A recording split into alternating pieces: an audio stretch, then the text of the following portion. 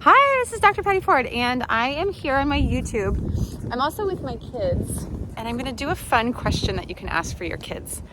I want you to ask them what their favorite tasting food is and why, and see what they say. I'll share mine afterwards. Okay, so James, what is your favorite tasting food and why?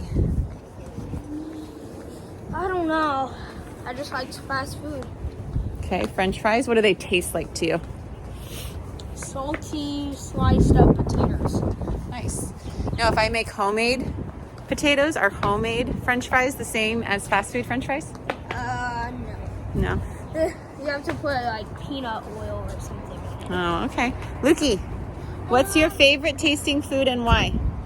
Probably apples. Apples? What do they taste like to you? It's like butter tastes like Yeah. yeah. Wow, okay. So a lot of times when we ask our kids our favorite food, we have preconceived ideas or notions about them that like, well, that's not good or that's not bad. But I want to challenge you to celebrate whatever they say. That's their favorite that day, and it can change.